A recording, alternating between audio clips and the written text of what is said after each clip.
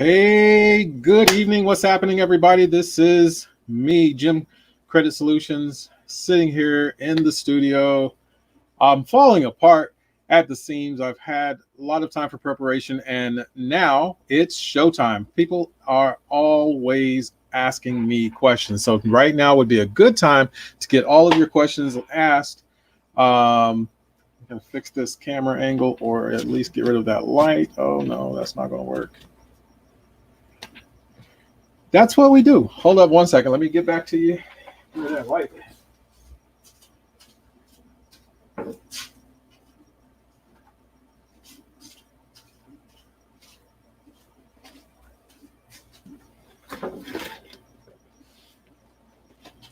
So we're here to answer questions. I've been putting together this presentation for quite some time, and I have a little bit of input from my teachers and my coaches and some people that are in my downline who are actually asking these same questions. And we're just going to come together and put together the best presentation we can for you right here, right now on Jim Credit Solutions, questions and comments.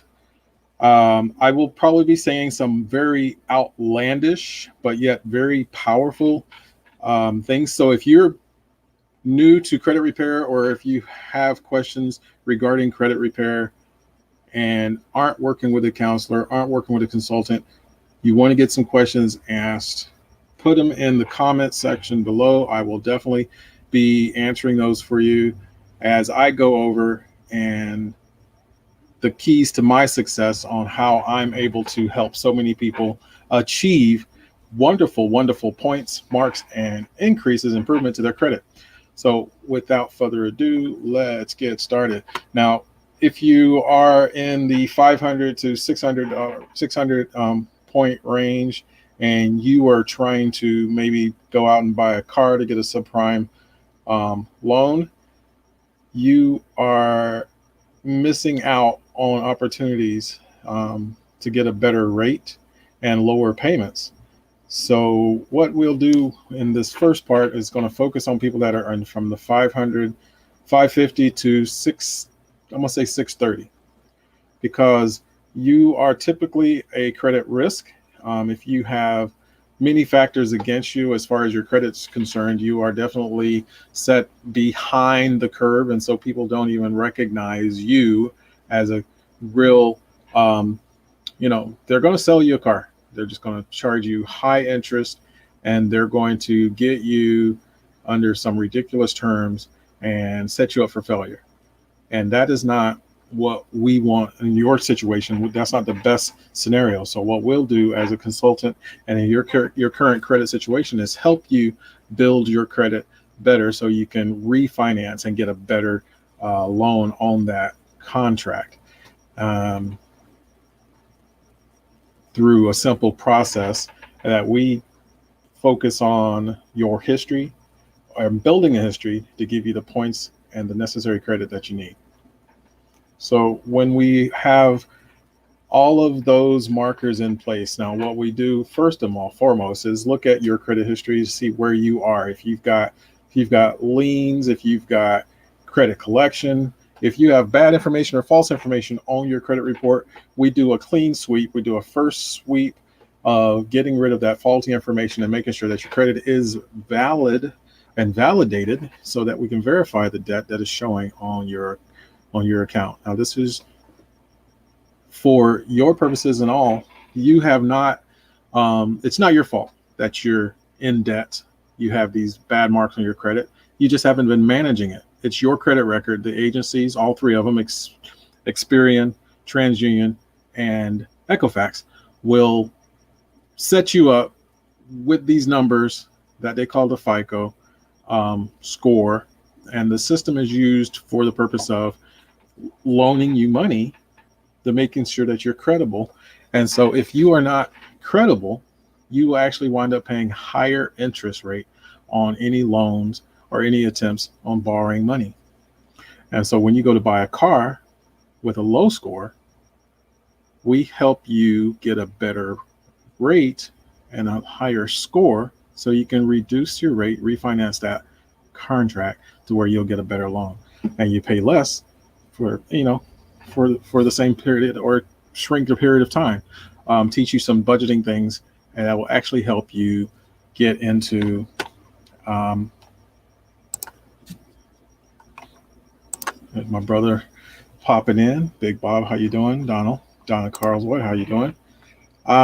So we're answering questions. So what I do with first thing in sweeping credit is get rid of inquiries that are not valid, that don't necessarily impact your credit, if they weren't towards an open an account. So we get rid of the inquiries, sweep, and then that'll either get you some positive points. It might take you down a bit. If you did a bunch of inquiries and you didn't get an open loan, then those should come off rather easily. Just a simple request to each of the agencies to have those inquiries removed. Now, hard inquiries are when you go in and apply for a loan with with the vendor, and they have to run it. So let's say you want to go check out a BMW, and you go to do the test drive, you put your credit card down, or you put down your ID and everything. Meanwhile, that finance manager is going to go and run your credit, and it's going to be a hard inquiry, because they want to get you into a car. They're going to see if you're credible, and if you're going to try to get that BMW, I definitely want to be able to make sure that they can sell to you during your test drive. You come back, they've already pretty much got an idea of what you look like as far as your credit worthiness, if you're able to be sold this vehicle. Now, again, if you're from 500, 550 to 615, 630, you are going to get a higher interest rate. You probably wouldn't qualify for that BMW unless it's a used vehicle. And so your possibilities are limited. So what we do is help you get yourselves higher credit scores by removing those inquiries. Hard inquiries are just as simple for an agency or even yourself through our self model positions. We actually help you get those hard inquiries removed. There is a process. Hard inquiries, if not followed by a new account opening, definitely can be removed through a self-initiated process or with an agency, a consultant such as myself, to get that removed. Then we take a look at the more difficult things that are hard to remove. We've got liens, bankruptcies. We've got some credit collection accounts that would affect you, and those are hard points. Those are hard to get removed without verification or validation. It's a process that we have, I wouldn't say mastered, but we definitely look at validation of these debts. If you have a lien placed on by a collection company who has been hounding you, you aren't paying them or you were paying them, and the only way that they can keep you paying it is to put a lien on your assets, then we go and take care of those liens through a debt negotiation method. Since you agreed to a new contract on that debt, what we do is we renegotiate the terms of that to remove that lien, to free up your assets, and therefore making you more worthy. Simple process that we carry across the board through all three agencies. A lot of people pay a lot of attention to Experian because they're the ones that hold the most weight. And it's weird because they also own several credit collection agencies. So if they're responsible for reporting the numbers that are keeping you in the system, keeping you at certain rates, and at the same time they own collection agencies, I think that's a conflict of interest. But the Federal Trade Commission allows that type of action and that type of business when they have subsidiaries and DBAs. So we look at the credit laws or the FCR that actually works for the consumers on their behalf. If you find yourself in a position where this is happening to you, then definitely talk to one of our consultants, and we will definitely help you out of that situation and get you the points you deserve, get you the better creditness and the credit worthiness that you should be at. When we talk about bankruptcies Those can be discharged, those can be removed, and that will get you some serious points when we move those into an archive or a separate part of your credit record, because there's a reporting period of 7 years for bankruptcies. But little known fact with regards to bankruptcies on your credit history, your credit scores. You can actually dictate how adversely that affects your credit. Um, some people say discharging after 7 years, getting it removed. No, we can get it removed within a 2 year on a bankruptcy. Again, it's based off your credit worthiness. How did you acquire or get that credit?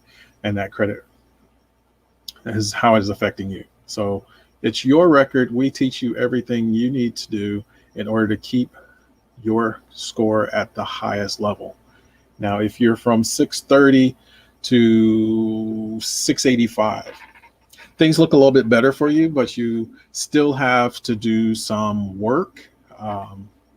Anything under 700, I mean, it gets you into better situations. And then we still look, I mean, I've seen people that have a 700, 720 credit score, but they can't get any good rates because their debt to income ratio. So we teach you budgeting and we teach you finance in a matter that will take that wonderful score, increase your credit lines and your credit worthiness, and that gets you better situations that will allow you to be a bit more effective. Now, questions that people ask me in the short period of time versus the long period of repair, consolidation, and or bankruptcy. I truly believe that repair is a better method for a short period of time and the long run because it teaches you patterns. And consolidation takes over your entire portfolio, and properly managed, if they do consolidation, you can change all of your debt scenarios into a very managed plan. And I don't like debt consolidation companies because they prey on and then they go out and they negotiate incredible payment plans, and so they basically make all the money. They become your creditor or financier, and they assume your case. Then what they do is say, like, if you had say $70,000, let's take that $70,000 by example. You had $70,000 in total debt, and you go to a debt consolidator who looks at all of your accounts. They take the highest to lowest, and then they go and they negotiate a payment plan with the original financer. They go and they buy all of that after negotiating a lower rate or a per dollar rate, because a lot of these companies want that money off their books. And so these debt consolidation companies, they'll go buy that debt on pennies on the dollar, and they then stick you with a payment schedule while they are slowly chipping away at that debt.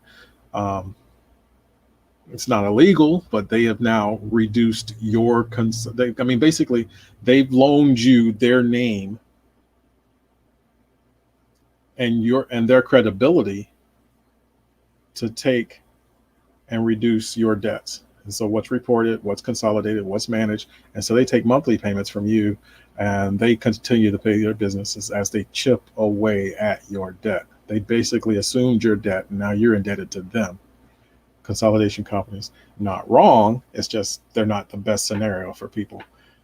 Bankruptcies, on the other end of the stick and the other end of the spectrum, is by far the worst thing you can do. If you understand contracts, if you understand, people say it gives them a clean slate. Well, when you file bankruptcy, it does give you a new start, basically a new slate for your credit score and your history, but it does take you way back in your points. So now you're less likely to file bankruptcy again for at least 7 to 9 years, but you're now not as credit worthy because your score has been deemed to drop because you had credit problems. So my solutions with credit repair and debt resolution bankruptcy should be avoided no matter what. So questions that I've been asked in the past is how long does it take to fix a situation? If you're trying to buy a car, or if you're trying to make a higher price ticket purchase of, like, say, a home, given your current situation, points that are needed to get you at a qualifying or a great rate depends. 110 points definitely make your situation a lot better. 200 plus points, if unheard of. Again, if you're at that 700 benchmark and everything, you may look good to the bank, but if your debt to income ratio is still high, then you need to fix that situation so that your loans, you'll get better rates on your loans and over a period. And then I've got programs that'll help you shorten a 30-year mortgage to a 15-year and actually pay it off in 7 years. So talk about what is capable of being done versus being actually committed when you sign a contract for such a long-term debt. Now, there are these companies that actually give you money, higher interest rate, but they give you higher terms. They can give you 5 to 7 years on, say, $50,000. If you're not credit worthy and you're doing terms of 6 years, 7 years on that, but have to pay that back, that's like acquiring an extra house payment or extra car payment. If you didn't have the income, why did you get that loan? This is because this is called what they do is a buyback. So while you're paying yourself over this long term, or while you're using that money for whatever purpose it was, I mean, it was an emergency or whatever, and you didn't have the assets, so they give you this signature loan for such a high dollar amount, you wind up paying yourself back. What alternate things that you could do is actually look at the other asset swap outs for this loan. Signature loans are good if you have excess or extra monies to pay the payments over that period of time while you have that loan open. At this particular point, I'm going to go to some questions that have been asked over on YouTube.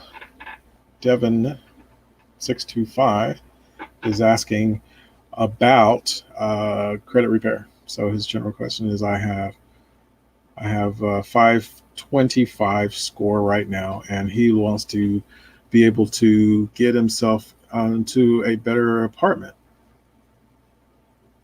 But they look at his credit score and they are giving him markers on that. What can I do to help with that situation? Well, Devin, we have many things that we establish a history of your commerce level, and we also have bills or utilities. If you've never rented or had any rent, but you're coming out of a situation where you weren't on the lease, you were leasing, but you had a common address, you can use that to create a history.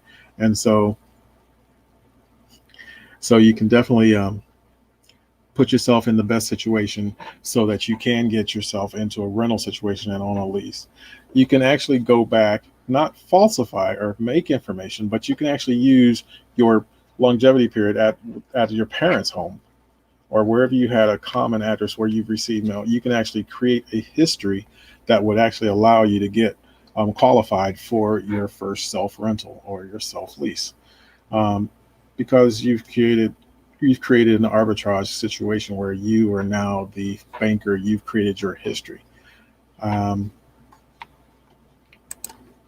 There is a possible chance for you, Devin, to get into an apartment on your own or on your lease by creating your rental history and some time on or at a personal address. I also help people create credit lines, which is kind of like a business line credit, but for your personal account, which would give you a higher score and the ability to get more points in such a short period, actually increasing your debt ceiling by reducing your debt to income ratio. So when you have an opportunity right now, because of the drop in the economic situation, a lot of people that had high credit limits, they're seeing that their credit limits are being dropped by their carriers because they don't want you running up debt now. Right now, because the economy is slouching, they don't want you running up debt. So people that have $10,000 lines, haven't been using their cards, haven't been using their accounts, they're dropping their limits. Now, why is that? How does that hurt you as far as your credit score? Well, if you have high limits on these cards, and then your running average, so say you had a $10,000 limit and you have a balance of 4,000, and then they drop your limit to 5,000, that means you're over your debt threshold, close to maxing out your new limit. So that means you're carrying a high balance on your account, and that is going to set you back in points. And a lot of people say, "Oh, well, that didn't happen to me." Well, they looked at their accounts and they saw that Q3 was definitely a cleaning of the books, because by the end of the year, these companies don't want to be carrying these high balances. So if you have a way to pay down your balances, then definitely take care of that, because they're dropping your limits. They're making it look like your usage and your high balances. That's a negative look on all of your accounts across the board, thus dropping your score. So when we look at situations like that, having a created credit line helps you basically create a new safe umbrella in your credit score. I try to teach my clients about these credit lines and how to create that cushion, if you will.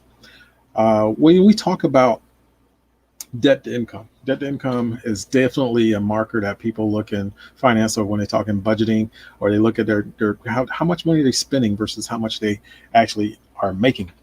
So that debt to income ratio definitely affects everything, and it definitely crashes your score. So what we do as a repair, we assume, and I want you to, take this with a grain of salt. This is information, educational if you want to call it, but you're not in the debt situation that you're in because of your bad habits. It's because of their bad practices.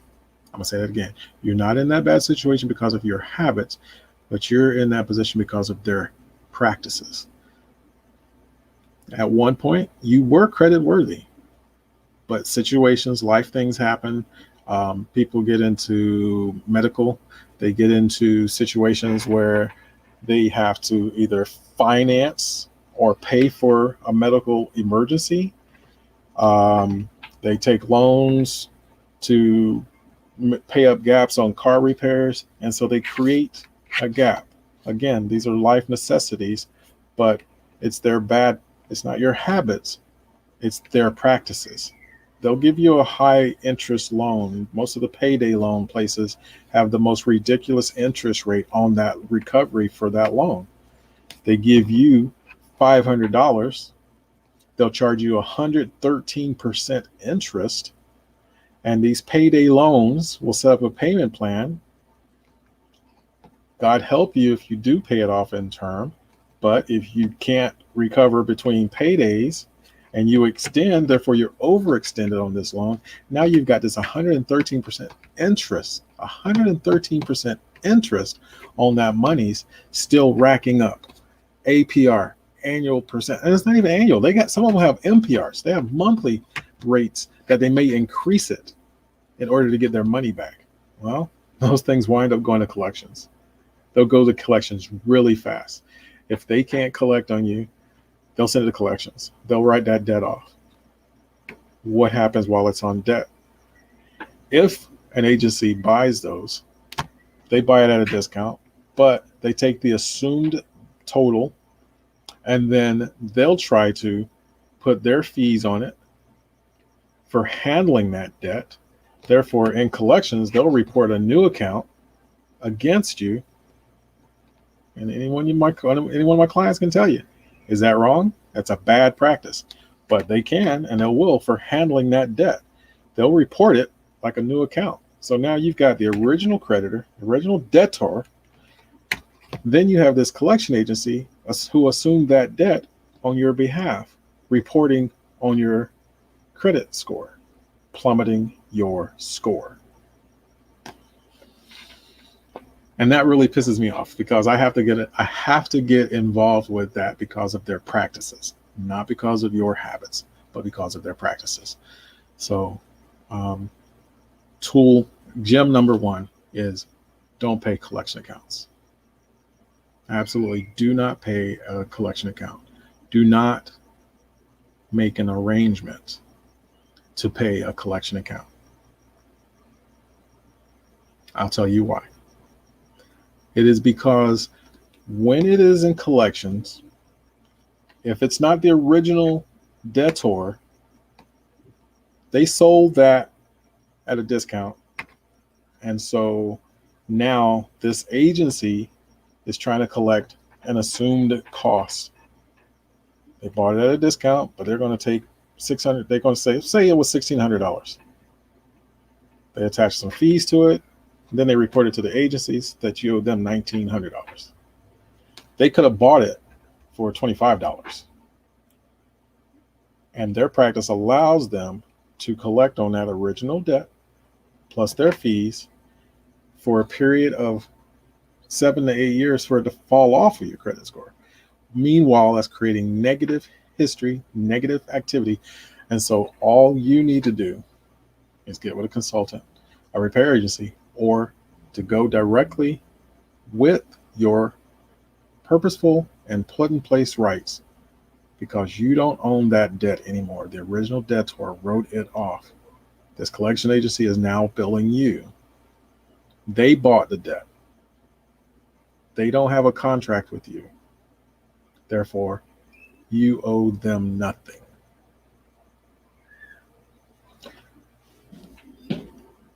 How do you beat them?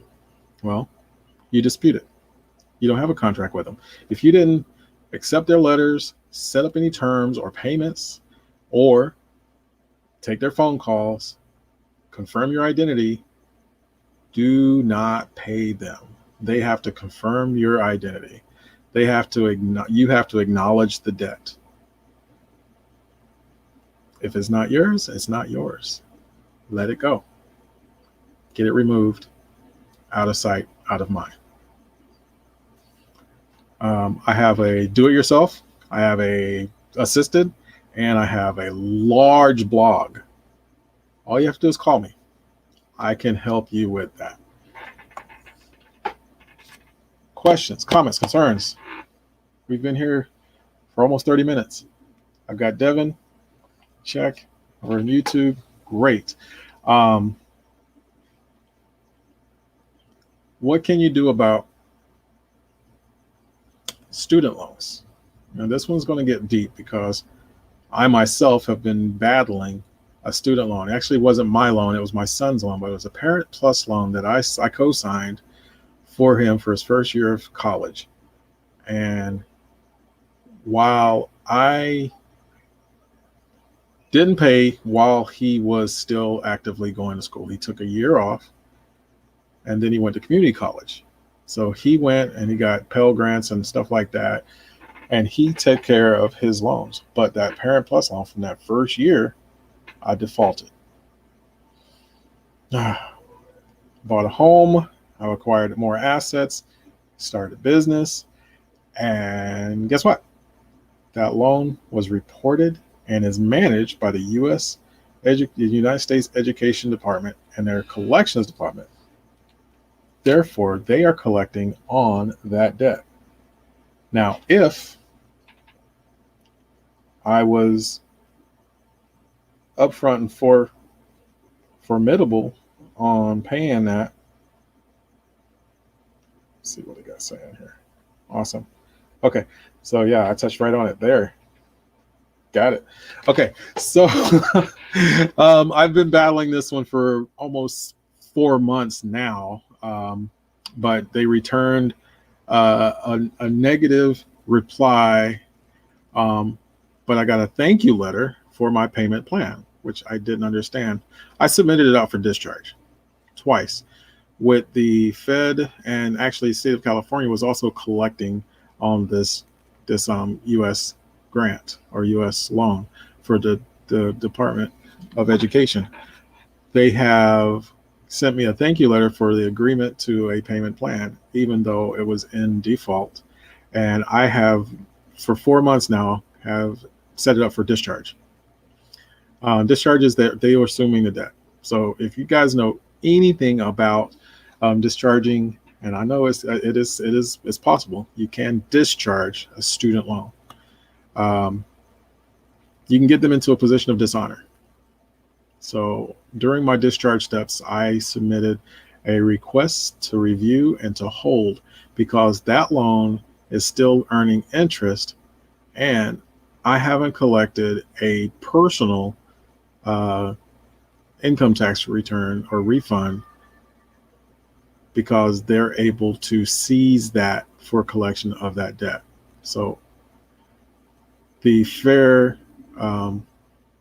the Fair Collection Act, FCAR, has allowed me to enter into discharge on that student loan. So I will probably have a new method for all of you guys who are willing to learn with me to use the steps I've gotten to this point to discharge that student loan.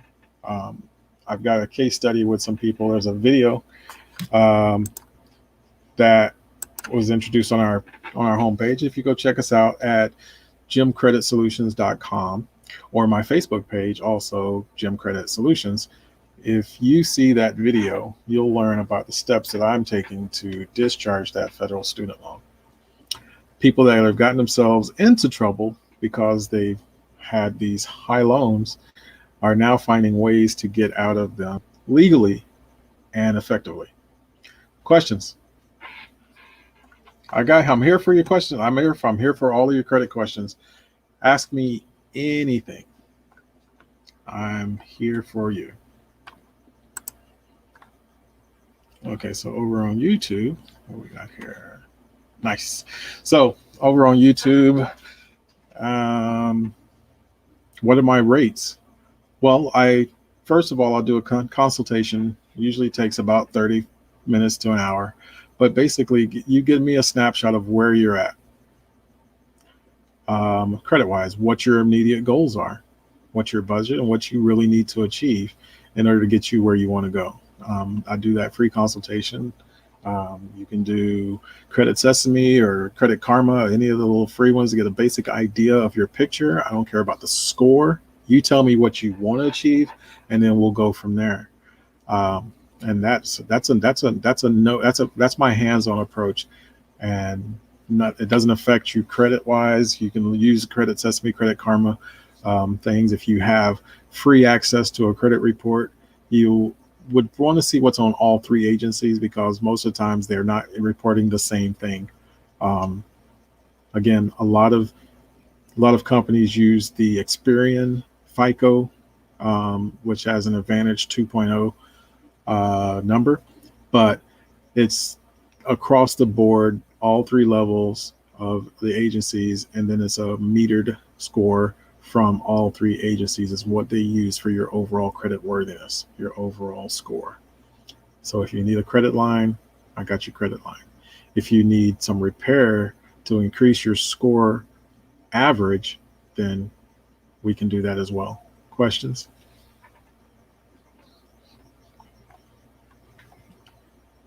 Okay, so Samantha.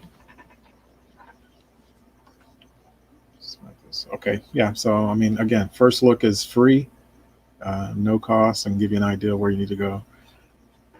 And let's see, we also need, okay, so you want to learn more about the student loan discharge. Okay, yeah, well, we can learn together. Send me an email, or just click on my Facebook page, send me a message, private message there. Again, that's facebook.com/Gem Credit Solutions. GEM. That's me. I am the diamond in the rough. Gem Credit Solutions, also my initials. I do everything as a Jim because I am the middle-born child. I've been blessed with the gift of gab, but I've just been lucky to learn, and everything that's stuck to me I've definitely given back. So I share this information with you. I'll give that information to you freely. Just give me a quick email, direct message, and say, hey, I need to get 100. I need 100 points plus before the holidays, or I need to learn how to make money. I can help you do that too using your own credit. Create a budget. Student loan information. Thanks, Leslie. Hit me back. Yeah, I'll definitely keep you guys updated on my discharge of my student loan. And yeah, a lot of people get into the end of the year. They start thinking about Christmas. They start thinking about, well, the agencies and companies are start thinking about Christmas as well, because they get to write off a lot of debt, get to clear their books. This economic downturn has definitely affected a lot of people. So, let me know. I see what the agencies are doing. I see what the collection companies are doing. I listen to and I have a collector in my family here. She works for a company, and they are still actively collecting on their accounts because people are running into default. COVID has given a lot of different opportunities for people to delay or to offset their contracts or offset their payments, but a lot of those periods have now evaporated. There's no term limits on that debt. Again, like most collection companies, they have to continue to collect on that money, or else it'll wind up going into default. And so what they granted you, some people actually were granted 6 months, some people were granted just maybe 3 months. And I still listen to a collector actively collecting on monthly people have fallen behind. Yes, Leslie, to your question again. Let's see, let me see here. Students are pretty high. I don't have to make a payment until January. We found a way to get to the payments pushed back. Yes, you can push it back another year. So here's the thing with that. If you can push it back another year without making payments, without the interest on that loan increasing, then you should. Because again, while we're working on trying to get it discharged, you'll want to make earnest payments. If you can't afford the payments, then yes, push it back as long as you can get them to freeze the interest. That's what sets people apart on these student loans, is the interest over time. So if they're granting you a harbor period of a year or pushing it back any particular point, but if you're able to make any earnest payments on that, do so while we work towards discharge. I would definitely do that. Good question. Thank you. Let's see what else we got here over on YouTube. YouTube's kind of busy, but there's basic questions. So we're just gonna move over to. So we got 15 minutes. I had a little video, but I'm not going to play it. It's on my Facebook page at Gem Credit Solutions. If you hit that view video, look for that information. We'll talk about how you can make money while you fix your credit. I did a 14-day challenge with Gem Credit Solutions. It was a budgeting 101. Budgeting is, I'm gonna say, it's an essential gift or essential thing that you need to do because people have forgotten how to budget. People say it's hard to budget. Some people, women are almost natural because they handle all the bills and they take care of that stuff. But if you don't have a budget set up and you just go living paycheck to paycheck, things can fall in the cracks. And so I have a link over on Gem Credit Solutions for a wonderful little budget planner that will allow you to do. I've got a lot of tools, been working with Susie Orman, the Dave Ramseys. They free tools. I use those free tools as well in my practice. So if you go to Gem Credit Solutions, on the drop down, there is a financial educations section. There's a lot of freebies there. Then you see all the other products and services that I also offer outside of credit repair. And So yeah, I want to thank you guys for taking this time. I will still take questions if you guys want to put additional information down below in this. If I struck a nerve or if I gave you a nugget or two, definitely hit the like, love, and we'll wrap this one up for the evening. We have definitely seen some big improvements you know, over the last couple of months versus when COVID originally hit. So thank you again for your time. I definitely enjoy working hard for you to get you the information that you need and do get you the scores that you need and the credit you deserve. And this is Guy with Gem Credit Solutions. I want you guys to have a great evening and thank you.